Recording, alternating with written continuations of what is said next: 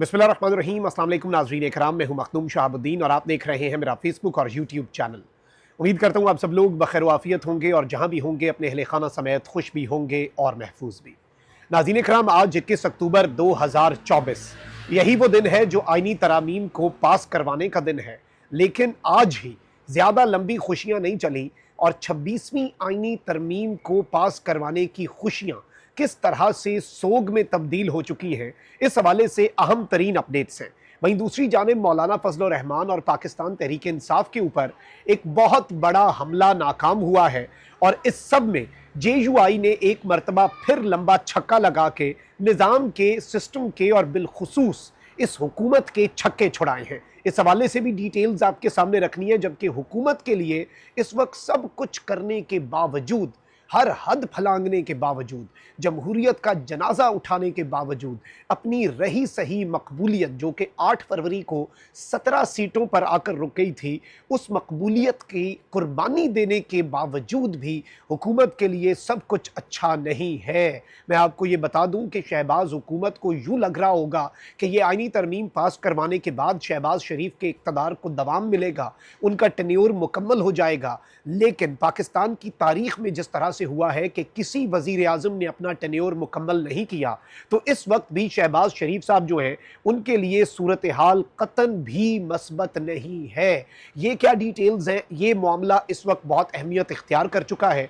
एक जानिब तो बाय हुक एंड क्रुक जो आइनी तरमीम है वो पास करवा ली गई जल्दबाजी में, जिस तरह से पिछले कुछ अरसे से इसके लिए कोशिशें हुई और निज़ाम के तमाम तर ऑर्गन्स जो हैं उन्होंने इस सब के अंदर अपना अपना किरदार अदा किया। बिलखुसूस जो कौमी असम्बली के अंदर आइनी तरमीम का पास होना और 224 का फिगर अबूर करना इस सिस्टम के लिए इम्पॉसिबल था। उसमें काजी फाइज ईसा साहब ने भी अपनी सर्विसेज प्रोवाइड की। Chief election commissioner Sikandar Sultan Raja, उन्होंने सुप्रीम कोर्ट के फैसले पर अमल दरामद ना करके और PTI को मखसूस नशस्तें ना देकर भी अपनी सर्विसेज जो है वो निज़ाम को दी और तब जाकर ये आइनी तरमीम जो है ये पास हुई है। अब इस आइनी तरमीम से सिस्टम जो है वो तो अपना सर्वाइवल इसके अंदर तलाश कर रहा है। देखिए, 8 फरवरी का इलेक्शन और उस इलेक्शन की प्रोटेक्शन, उस इलेक्शन को बचाना नून लीग पीपल्स पार्टी नहीं बल्कि निज़ाम के लिए ज़रूरी है, क्योंकि ये प्रोजेक्ट जो है ये और किसी का नहीं बल्कि इस सिस्टम का है, ये प्रोजेक्ट इस निज़ाम का है और निज़ाम अपना प्रोजेक्ट और अपना जो मेन जो तरीक़ाकार है उससे किसी भी तरह से कॉम्प्रोमाइज़ नहीं कर सकता।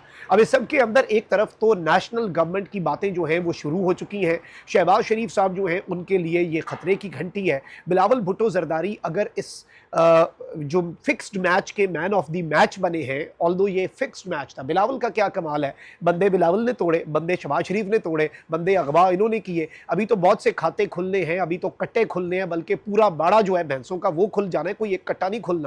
अभी तो बहुत सी कहानियां हैं, बहुत कुछ होना है। लेकिन इस सब के अंदर बिलावल जो है उसके लिए इस वक्त अभी तक की डेवलपमेंट्स के अंदर मस्बत चीज़ें हैं, लेकिन हुकूमत के लिए सब कुछ मनफी ही मनफी है। यानी कि शहबाज शरीफ साहब जो हैं उनके लिए कुछ ज़्यादा अच्छी खबरें यहाँ पर नहीं बताई जा रही और ये इसमें बताया जा रहा है कि गवर्नमेंट जो है उसमें ये आवाज़ें आ रही हैं कि इस वक्त शहबाज गवर्नमेंट जो है वो घर जाए। नून लीग की हुकूमत है, इस वक्त पीपल्स पार्टी भी इस गवर्नमेंट का हिस्सा नहीं है, ऑल्दो वो निज़ाम का हिस्सा है।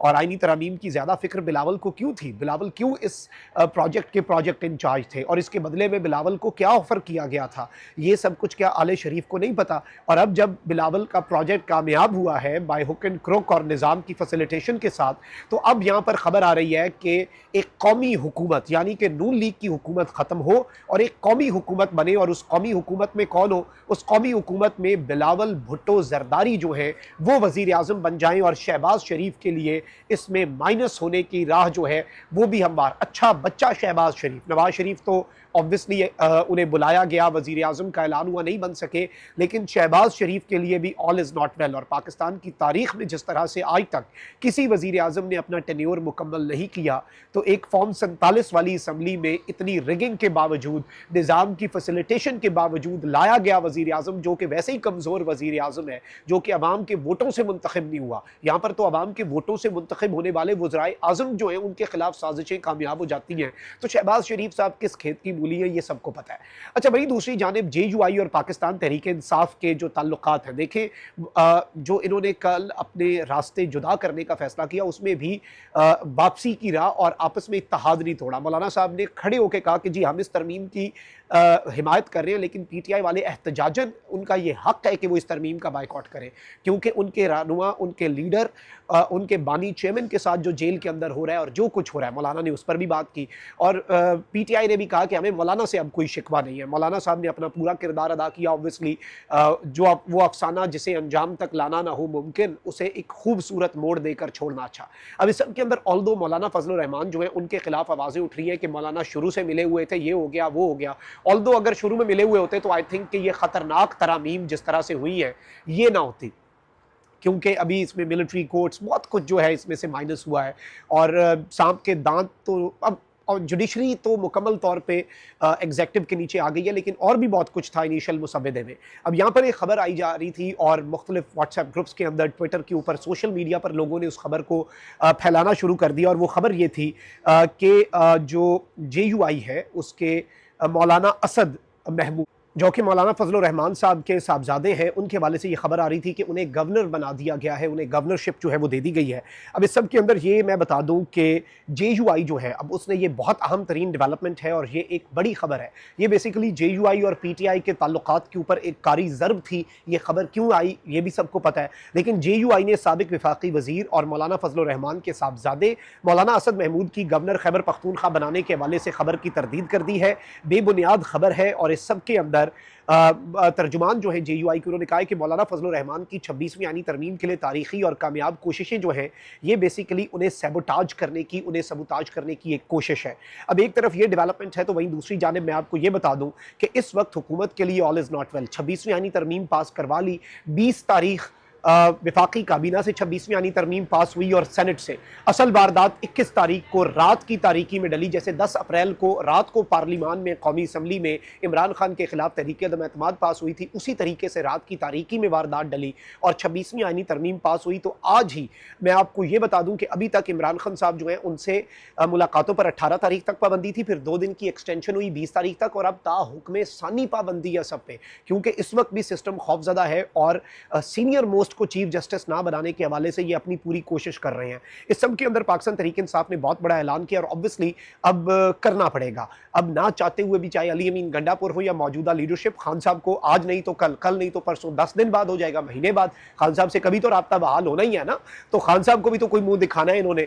अब सब ने इस वक्त ये फैसला कर लिया है और इसमें अली अमीन गंडापुर जो है उन्होंने ऐलान किया है कि हम सीनियर मोस्ट जज के चीफ ना बनने की सूरत में फिर निकलेंगे, हम सड़कों पर निकलेंगे अगर सीनियर मोस्ट जज को चीफ जस्टिस ना बनाया गया। और इस सब के अंदर कल या परसों नए चीफ जस्टिस का चूंकि ऐलान हो जाना है, तो इस सब के अंदर अब निकलने की तैयारी जो है वो बाज़ाब्ता तौर पर पकड़ने का फैसला कर लिया गया है। और ये एक बहुत बड़ी डेवलपमेंट है क्योंकि इस्लामाबाद की तरफ, गंडापुर की ही तरफ से अब ये जो मार्च का ऐलान है, this is something very big. और इस सब के अंदर अब हमें देखेंगे कि किस तरह से मामलात होंगे, किस तरह से चीज़ें होंगी, लेकिन अभी तक की डेवलपमेंट्स जो है वो आपके सामने रखना बहुत ज़रूरी थी। 3 चीज़ें मैंने आपके सामने रखी। एक ये कि 26वीं आईनी तरमीम की अब इनकी जो खुशियां हैं वो सोग में बदलने जा रही हैं, क्योंकि स्ट्रीट मूवमेंट, और अगर इन्होंने जस्टिस मंसूर अली शाह का रास्ता रोका तो फिर स्ट्रीट मूवमेंट के लिए ये तैयार हो जाएं। दूसरा, मौलाना फजलुर रहमान और PTI के ताल्लुकात के ऊपर एक कारी ज़र्ब लगाने की कोशिश नाकाम हुई है। एंड थर्डली, मोस्ट इंपॉर्टेंट जो चीज़ है उसमें यह है कि शहबाज हुकूमत के लिए सब कुछ करने के बावजूद, तमाम तर हदें फलांगने के बावजूद, हर हद को क्रॉस करने के बावजूद और निज़ाम के बिल्कुल अच्छा बच्चा बनने के बावजूद भी उनके लिए ऑल इज़ नॉट वेल। कोई ज़्यादा अच्छी और खैर की खबरें इस वक्त शहबाज गवर्नमेंट के लिए कतन भी नहीं है इस निज़ाम के अंदर। और एक नेशनल गवर्नमेंट की बाज़गश जो है, बातें जो हैं वो शुरू हो चुकी हैं, जो कि इस जानिब इशारा है कि इन्हें टिशू पेपर की तरह इस्तेमाल करके अब निज़ाम और सिस्टम और मुक़तदरा फेंकने जा रही है। अपना बहुत ख्याल रखिए। अल्लाह निगहबान। पाकिस्तान जिंदाबाद।